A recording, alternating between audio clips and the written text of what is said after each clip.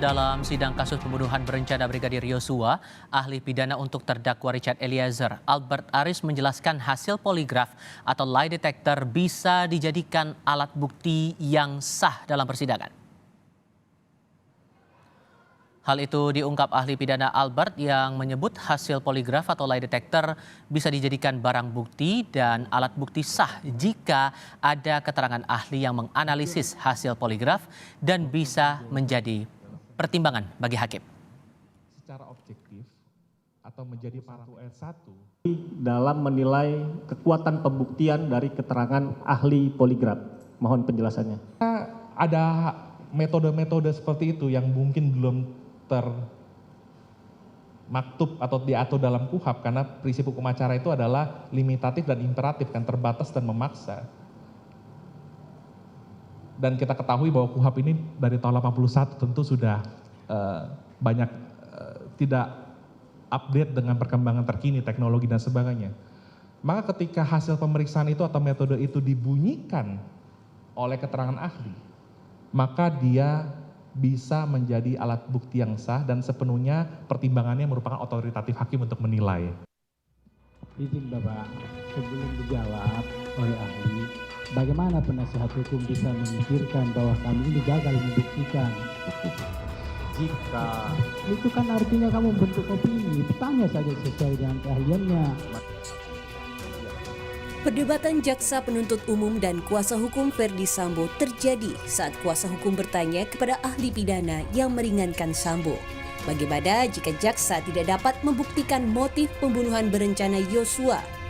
Ahli pidana Elwin Daniel menyebut jika motif pembunuhan berencana harus dibuktikan untuk memastikan unsur kesengajaan.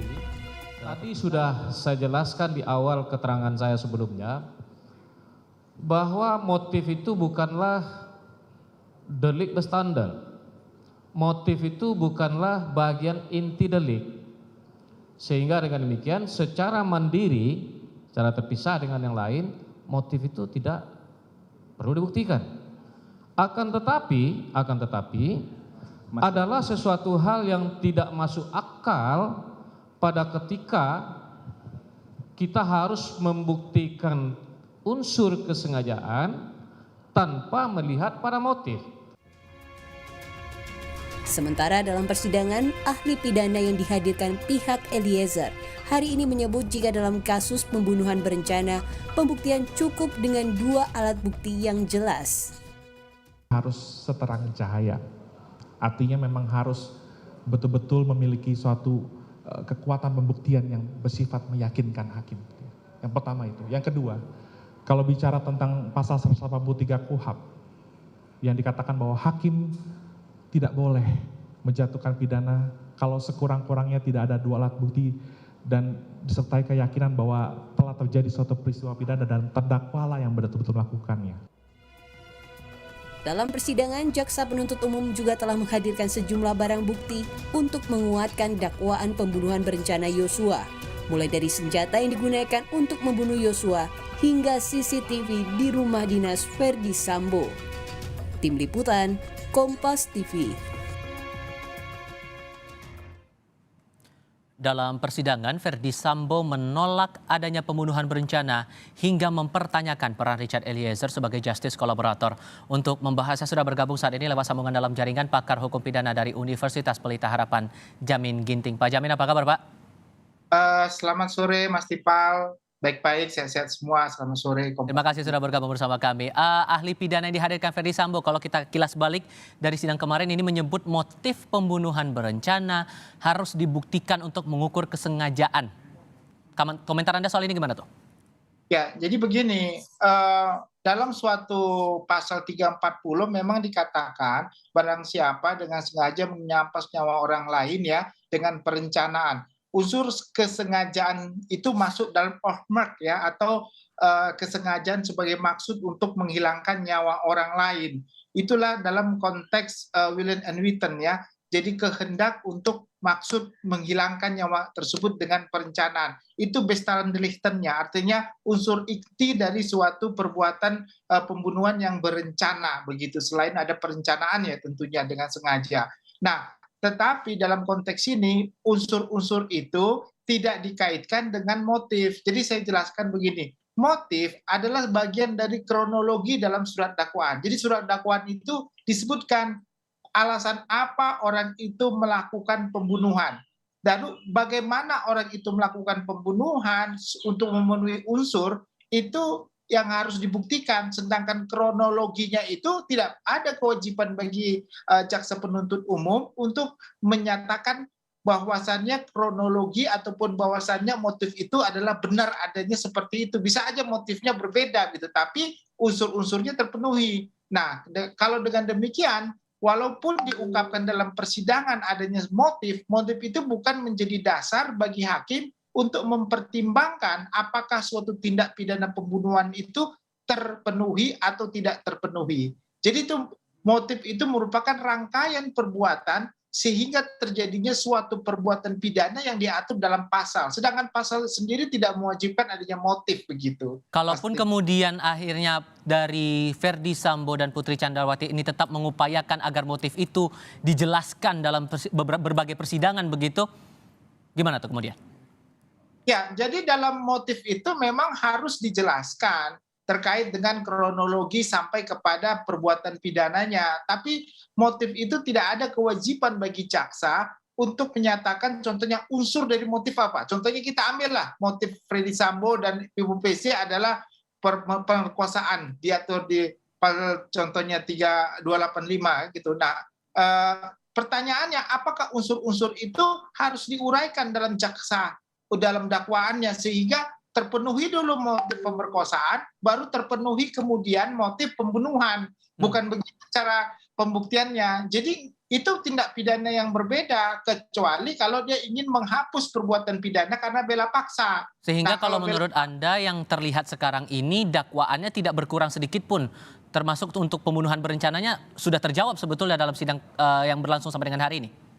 Nah, kalau pembunuhan berencananya itu yang sebenarnya harus dikejar, apakah itu berencana atau tidak berencana, bukan motif yang menjadi dasar. Kalau tidak terbukti motifnya, maka unsur pasal Bestandelistennya itu jadi nggak terpenuhi. Artinya unsur inti pasal itu sehingga tidak dapat dipenuhi sehingga orang bebas. Bukan. Jadi tidak ada kaitan antara pembuktian terhadap suatu perbuatan pidana yang diatur dalam unsur-unsur pasal pidana dengan motifnya. Motif itu pengantar kronologi perbuatannya yang harus diungkapkan. Kan nggak mungkin lah contohnya ya, jaksa penuntut umum tiba-tiba melakukan pembunuhan di mana, tapi dia nggak kasih tahu kronologi dari awalnya seperti apa sih sampai orang itu pengen membunuh seseorang. Nah, dia kan harus jelasin dulu dalam surat dakwaan. Tetapi kronologinya itu, dasarnya itu tidak perlu dibuktikan bahwasanya benar-benar terjadi berdasarkan bukti-bukti yang sah. Bukan. Yang bukti-bukti yang sah diperlukan itu hanya dalam membuktikan unsur-unsur pasal yang didakwakan, ya pasal 340 dan pasal 338, yang mana nanti yang bisa menjadi dasar pertimbangan bagi hakim yang paling sesuai dengan alat bukti yang ada begitu. Nah, termasuk ini juga mau saya singgung, alat bukti ini sudah diberikan termasuk hasil tes kebohongan, tes poligraf, lie detector begitu.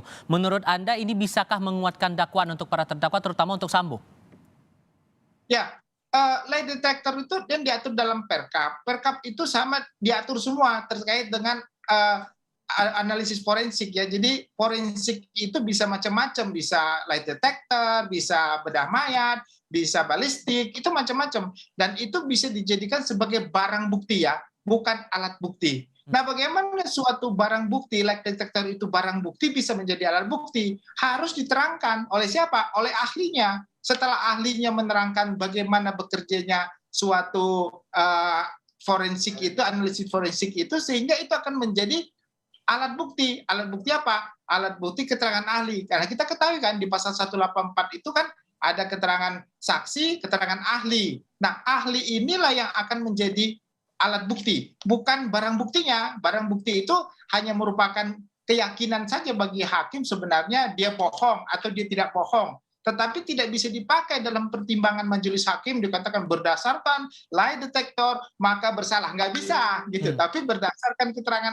ahli yang menyatakan bahwasanya kecenderungan berbohong. Nah, itu yang bisa dijadikan dalam pertimbangannya ya, bukan hasil dari lie detectornya yang dijadikan barang bukti begitu. Adu argumentasi antara pihak Sambo dan pihak Eliezer ini juga makin ketara, semakin berlanjut di persidangan kali ini, terutama mempertanyakan soal justice kolaborator ini. Menurut Anda ini sebuah strategi saja yang dipakai oleh Sambo dan tim kuasa hukumnya atau ada maksud lain? Nah, kalau dari sisi hukumnya ya, secara pembuktian untuk membuktikan apakah Ferdy Sambo bersalah atau tidak bersalah, itu nggak ada relevansinya sebenarnya untuk kepentingan Ferdy Sambo, karena perkaranya kan di-split ya. Jadi beda nomor pokok perkara. Jadi semua keterangan yang disampaikan dalam perkara Ferdy Sambo, apakah fakta maupun ahli, itu tidak bisa digunakan untuk keterangan untuk menghukum Richard Eliezer, nggak bisa, hanya untuk Ferdy Sambo saja begitu. Jadi apapun itu, hakim tidak akan mengutip itu sebagai bahan pertimbangan memutuskan, contohnya Eliezer bersalah berdasarkan ahli yang dihadirkan pada sidang Ferdy Sambo. Nggak boleh, itu nggak boleh dipakai, itu nggak boleh dipakai. Jadi apa yang dijawab, apa yang diterangkan oleh ahli terkait nggak boleh dapat GC, itu satu kata pun nggak boleh dimasukkan ya dalam putusan terkait dengan Eliezer. Hanya keterangan kasus Eliezer saja yang bisa dijadikan menghukum dia atau tidak menghukum dia, keterangan ahli atau apapun itu. Jadi KPS nggak bisa begitu, nggak ada. Jadi saya salah kaprah. Saya kira mungkin dia hanya cuma mau memberikan keyakinan hakim, tapi berdasarkan cross examination yang salah, artinya yang nggak ada jalur hukumnya lah begitu. Tapi setidaknya upaya ini yang masih terus dilakukan oleh Ferdy Sambo bersama dengan kuasa hukumnya. Pak Jamin Ginting, terima kasih banyak sudah berbagi sudut pandang bersama Kompas TV hari ini. Sehat selalu ya Pak. Selamat sore.